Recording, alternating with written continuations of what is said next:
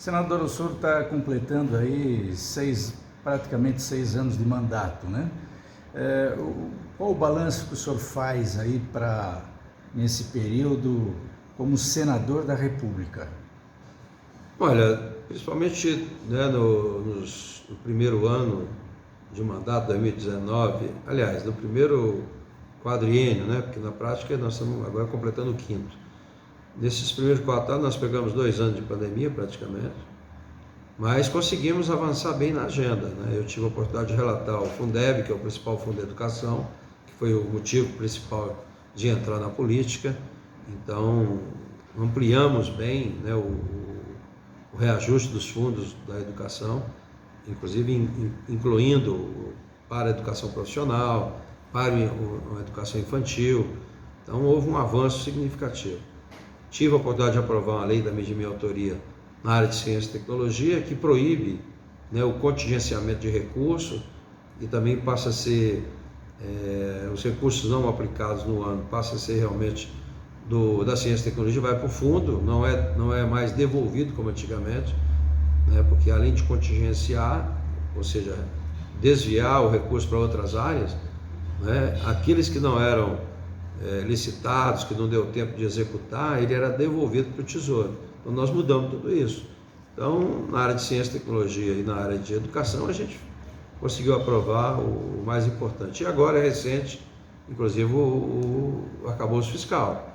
Nós conseguimos retirar o Fundeb, né, da educação do arcabouço.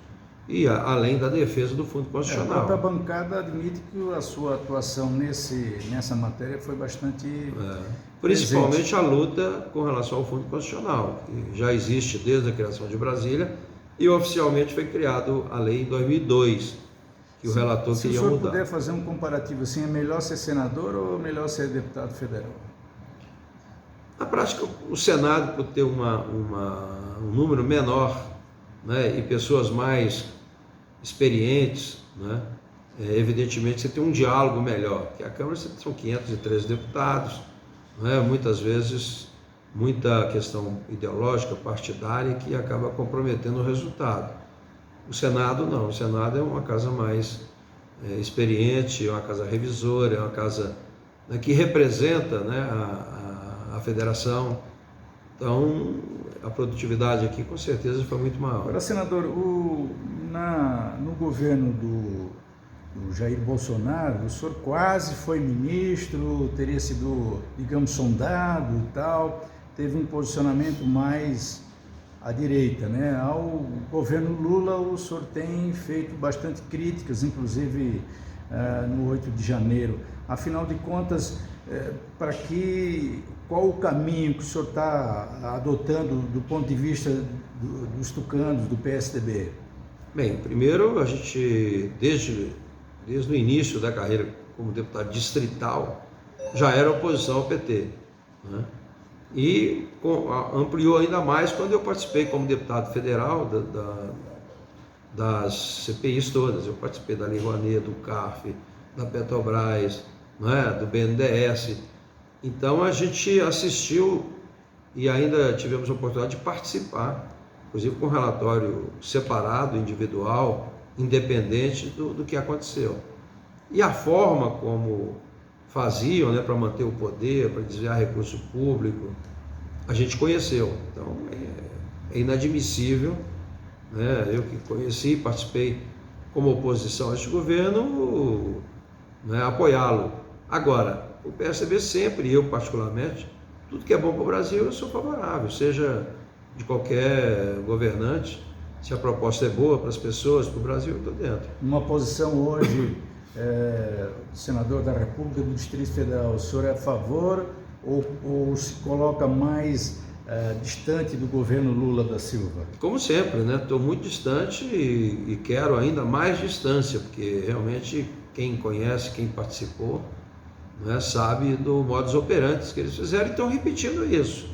Você está vendo aí os números de ministério, a pauta, né, do governo, a parte econômica, muita conversa e pouca ação, né, tudo baseado em arrecadação, aumento de imposto, né, desconsidera o setor empresarial, que é quem gera emprego, quem paga imposto. né? Tá aí a volta, né, do imposto sindical. Eu até defendo a contribuição sindical, desde que seja espontânea. Você não pode obrigar as pessoas e cobrar compulsoriamente delas sem autorização. Me parece que isso deve passar pela Assembleia das Categorias, né? Como sempre, né? As convenções coletivas, mas não impor, né? Você, como está na Constituição, você é livre para se filiar ou não ao sindicato. É inadmissível o que está se fazendo agora, voltando tudo aquilo, né, que foi trabalhado, contestado e botando de forma compulsória. Eu concordo, mas tem que ser espontâneo, acho que não tem sentido. Para o governo Lula, o senhor tem um posicionamento de crítica, né? Mas a gente tem visto o senhor em algumas solenidades do governo distrital, junto com o Ibanez. Afinal de contas, como é que é essa relação com o governador? Não, a gente está aqui, né? O Senado, eu como senador, defendo o Distrito Federal. Independente de quem seja o governador, eu tenho que olhar o que é bom para o DF e o que não é. Então, o que a gente faz aqui, eu não estou no governo, né? Não, muito pelo contrário, fui bastante oposição, mas quando fizeram a intervenção da forma como fizeram, evidentemente que eu fui um dos primeiros a contestar, porque você não pode afastar, não é, um governador ou um deputado ou senador, né, que teve milhões de votos, né, com a canetada monocrática, muitas vezes, como tem acontecido ultimamente com a interferência do Supremo. Então, eu trabalhei muito pela volta do governador em função disso, né? Não é se ele ganhou a eleição pelo voto, não é uma decisão monocrática que não tem voto nenhum, quem executou, quem fez isso. Mas hoje, do ponto de vista formal, o senhor não tem nenhuma relação com o governo distrital? Nenhuma, muito pelo contrário. Não tenho cargo no governo. Agora, tudo que é bom para o DF, as emendas que faço, eu já coloquei muito recurso, está aí, não sei quantos milhões, para a saúde, para a educação, para a segurança. Aqui mesmo a gente conseguiu avançar bem, não só na questão da defesa do Fundo Constitucional, mas conseguimos, depois de 10 anos sem reajuste, viabilizar o reajuste da segurança pública, que mesmo assim, apesar de um acordo que nós fizemos, o governo acabou pagando parcelado, e eu concordei, porque as categorias concordaram antes, não sou eu que iria atrapalhar, muito pelo contrário.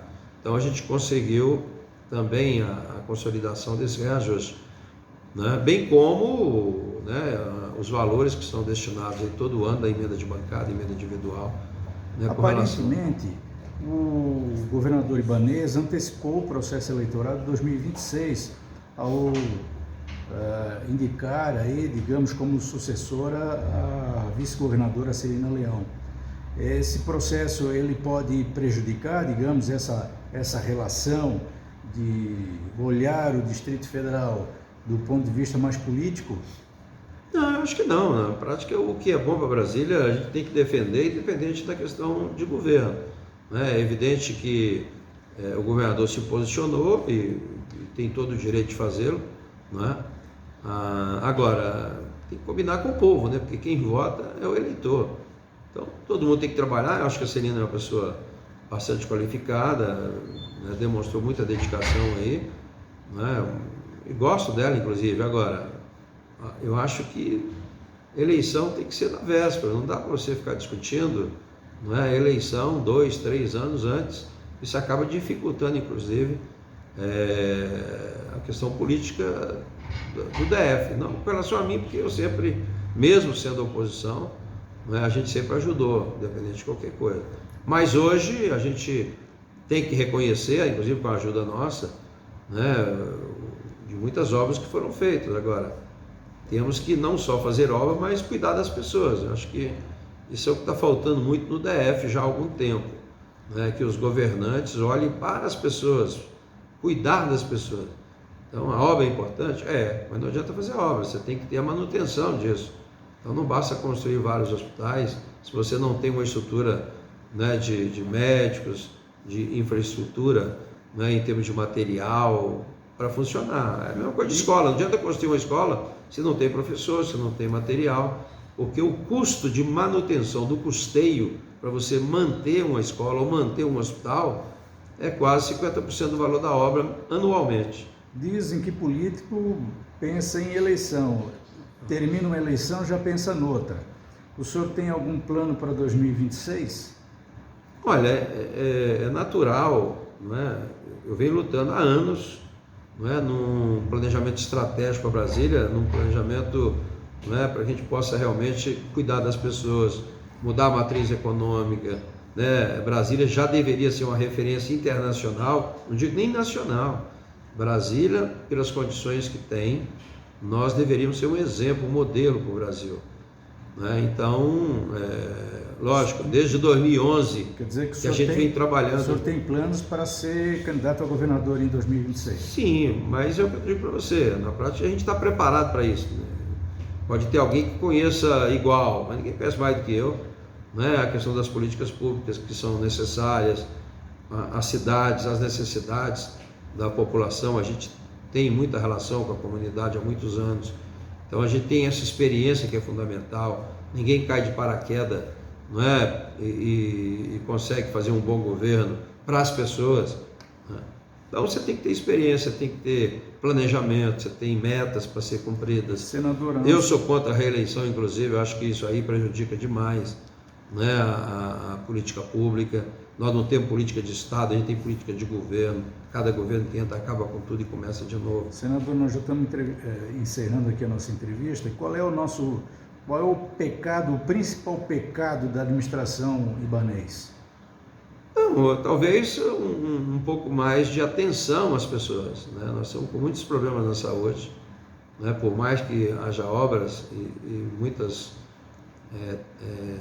lançamentos, né, de mais obras, a gente percebe que ainda estamos, por mais que nós tenhamos ajudado financeiramente, ainda há uma deficiência muito grande na prestação de serviços da saúde, da educação e da segurança, né? A segurança precisa de mais contingente, tem que reforçar, por mais que já tenha sido feito, ele fez concurso recentemente, mas ainda há um déficit muito grande, né? Na área de educação, né, também da mesma forma, né? Você precisa enfrentar no sentido de colocar nas escolas banda larga, laboratórios, né, dar realmente uma atenção especial para os professores que merecem realmente uma atenção especial, né? Na saúde ainda falta realmente muito material, né, infraestrutura,